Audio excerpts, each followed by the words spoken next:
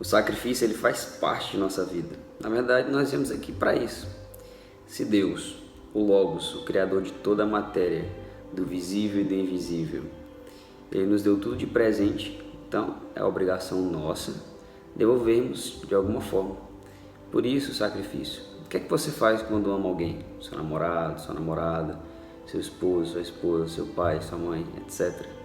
Você se sacrifica por ele de alguma forma como prova de amor. O amor que é uma obra de renunciar a si mesmo, muitas vezes. Você deixa de fazer algo para estar com seu namorado, você abdica de algumas coisas para servir a sua esposa. Aquele que ama a sua mãe na velhice, ele renuncia muitas coisas para cuidar dela. Muitas vezes ela é doente, extremamente dependente, e o filho que a ama vai lá, larga tudo, larga muitas coisas para cuidar de sua mãe. O sacrifício é um ato de amor. Então Cristo, que se fez homem, ele também, como homem, tinha que fazer um sacrifício a Deus.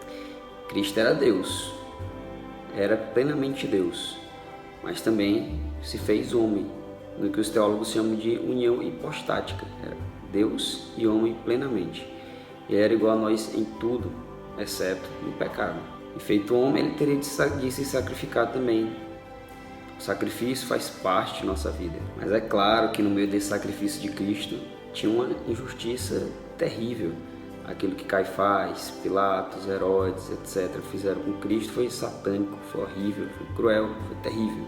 Mas olha só, veja bem, mesmo diante de uma crueldade, de uma cena de horror que foi a Via Sacra, que foi a morte de Cristo lá no Gólgota, mesmo diante de um mal horrível, de um mal terrível, Cristo utilizou desse mal para realizar o seu sacrifício, para realizar um bem, um grande bem, um bem infinito, muito maior do que o mal. Um sacrifício que redimiu o pecado de uma vez por todas, os pecados anteriores e os que estariam por vir, até o fim do mundo. E é sobre esse pecado, que é outra coisa que estava presente ali naquele sacrifício, naquele mistério de sacrifício de Cristo, que eu vou falar agora. No meio desse sacrifício, que como disse, repito, faz parte de nossa vida e fez parte da vida de Cristo, que teria de ser feito.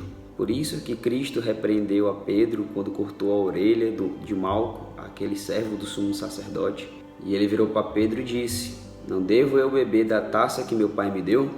Ele falava ali da sua morte, do seu sacrifício. Mas havia um agravante nesse sacrifício de Cristo. Esse agravante eram os nossos pecados, o meu pecado, o teu pecado, desde Adão. Então voltemos para a nossa vida de novo, para nós.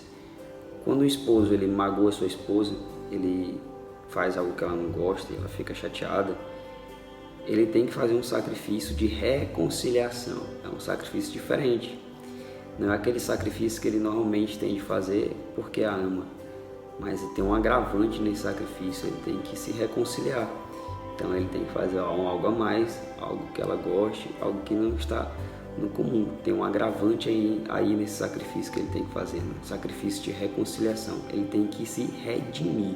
O pecado, os nossos pecados, foi esse agravante, esse algo mais no sacrifício de Cristo, que não eram deles os pecados, mas ele tomou para si e fez esse sacrifício de reconciliação. Por isso Cristo redimiu os nossos pecados, por isso que foi necessário que ele morresse na cruz. Foi o sacrifício perfeito, foi por mim, foi por ti, sempre foi. E depois da morte, Cristo vai aos infernos buscar os seus, não todos, só aqueles que não morreram em pecado mortal. Os que morreram em pecado mortal ficaram lá, enquanto Deus reinar nos céus, ou seja, por toda a eternidade. Por isso eu acredito que Deus nos convida hoje a se sacrificar com Ele e também a descer aos infernos com Ele, através da consciência, da meditação, como diz Santo Tomás de Aquino. Santo Tomás de Aquino diz: aqueles que nas meditações descem frequentemente ao inferno durante a vida, não facilmente irão para lá quando morrerem.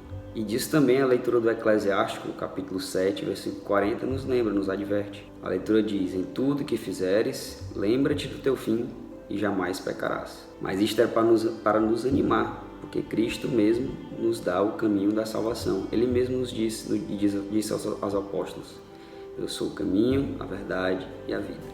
Por isso eu finalizo parafraseando Santo Agostinho, que disse assim: fiquemos maravilhados, regozijados, agradecidos, amemos, louvemos e adoremos, porque é pela morte do nosso Redentor que nós somos chamados da morte à vida, do exílio à nossa própria pátria, da mágoa à alegria.